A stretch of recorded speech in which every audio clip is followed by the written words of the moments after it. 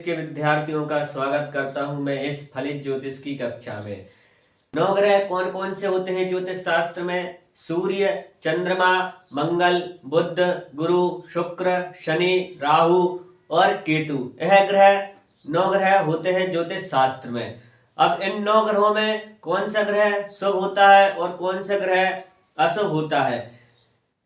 देखिए, तत्रार्क भौम शनयो राहु केतु निशाधिपः क्षीणश्चेते सदा पापः पापः पाप युतो बुधः सैसा सौम्या ग्रहा सन्ति सौम्या सौम्या शुभा अशुभा त्रिकोण त्रिखड़ा ऐसा विशेषास्तु शुभा अशुभा।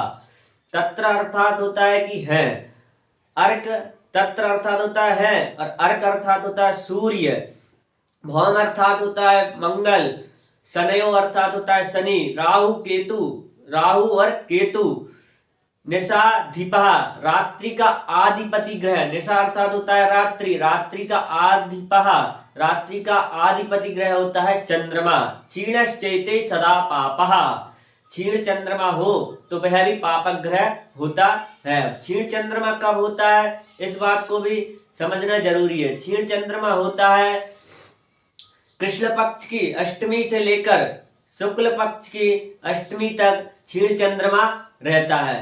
यदि इसमें किसी जातक का जन्म हो कृष्ण पक्ष की अष्टमी से लेकर शुक्ल पक्ष की अष्टमी तक, तो वह क्षीण चंद्रमा में जातक का जन्म हुआ है, तो उसके जन्मांक चक्र में वह चंद्रमा क्षीण रहेगा।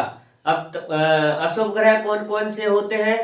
सूर्य, अर्क अर्थात सूर्य, भौम अर्थात मंगल, शनयो अर्थात शनि, राहु केतु, निशाधिपः क्षीण चंद्रमा और पापक ग्रहों के साथ में बैठा हुआ बुध भी पापक ग्रह होता है। कौन कौन से होते हैं ग्रह? सूर्य, मंगल, शनि, राहु, केतु, क्षीण चंद्रमा और पापक ग्रहों के साथ में बैठा हुआ बुध भी पापक ग्रह होता है। सैसा सौम्या ग्रहा संति, जो 23 ग्रह बच गए हैं वह सौम्य ग्रह होते हैं। कौन कौन से बच गए हैं सौम्य ग्रह?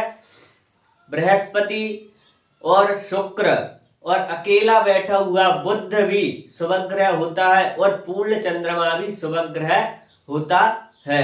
कौन कौन है शुभ ग्रह?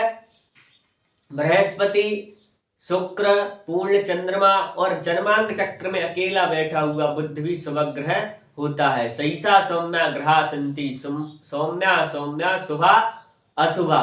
सौम्य ग्रह शुभ फल को देने वाले होते हैं, अशुभ ग्रह अशुभ फल को देने वाले होते हैं। त्रिकोण त्रिखड़ा ऐसा विशेषास्तु शुभा अशुभा। त्रिकोण अर्थात होता है जन्मांक चक्र में पंचम और नवम भाव को त्रिकोण बोला जाता है। यदि पंचम नवम भाव के आधिपति ग्रह हैं तो वह शुभ फल को देने वाले होते हैं। विशेषास्तु शुभा अशुभा, विशेष रूप से शुभ फल को देने वाले होते हैं। त्रिकोण त्रिखड़ा ऐसा, त्रिखड़ा ऐसा का अर्थात होता है कि तृतीय भाव, षष्ठ भाव और एकादश भाव, यदि इनके आधिपति ग्रह होते हैं तो वह अशुभ फल को देने वाले होते हैं। आज के लिए बस इतना ही, मिलते हैं अगले पार्ट में। सभी मित्रों को